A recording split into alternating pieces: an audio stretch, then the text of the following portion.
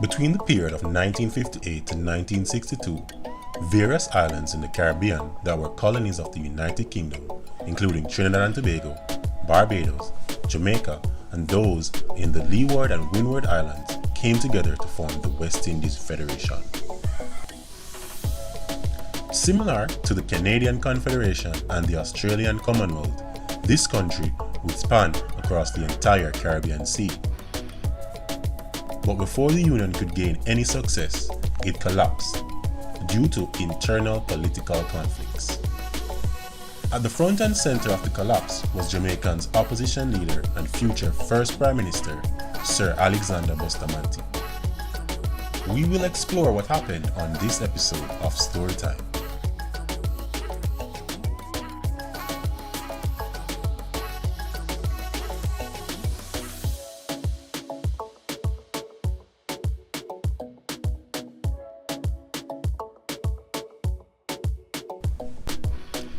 In 1958, 9 territories formed the West Indies Federation, with Guyana and Belize being partial members, with plans to eventually become full members.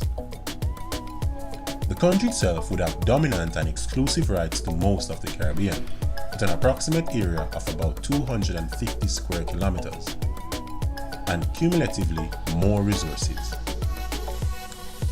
However, many problems arose, primarily surrounding Jamaica. When it was time to select the Federation's capital, many believed that one of the smaller islands should have been chosen to house the capital so that it remained neutral. But the larger countries shut the idea down. They instead selected Chaguaramas in Trinidad as the capital. Many Jamaicans disagreed with this.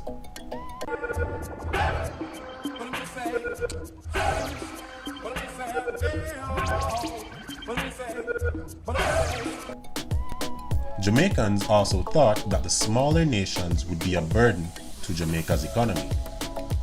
But the main problem arose when elections were called.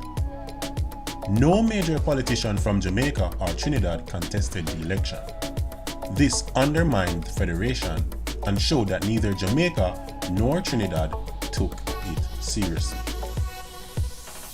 So the Bajan Sir Grantley Adams became the first Prime Minister of the West Indies Federation. And Sir Alexander Bustamant, whose party had lost the election, began to use this to rile up Jamaicans. He pointed to several factors. Jamaica's share of the seats in the federal parliament was smaller than its share of the total population of the Federation. Jamaica was also somewhat isolated from the other islands.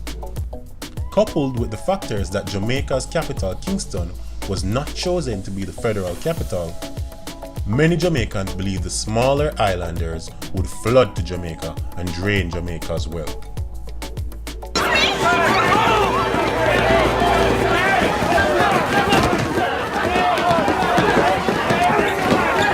And even though the idea was to be one unified country, the larger territories stopped free trade from ever happening by ensuring each island operated its economy separately.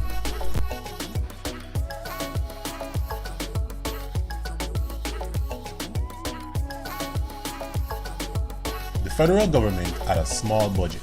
It was dependent upon grants from the United Kingdom and its member states. The provincial budgets of Jamaica and Trinidad and Tobago were both bigger than the federal budget.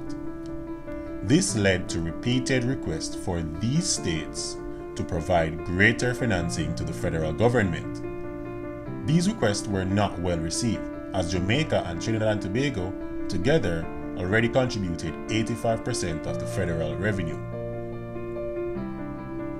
So in 1961, Sir Alexander Bustamant acted upon his ambition and forced the Premier of Jamaica, Norman Manley, to hold a referendum. Bustamant won this election, and Jamaica voted to leave the Federation with a 54% majority.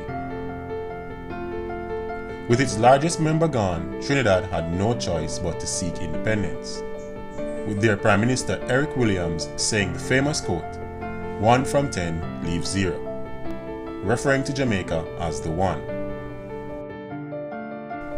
The Federation was destroyed, and as history has shown, the Caribbean remains more divided than united.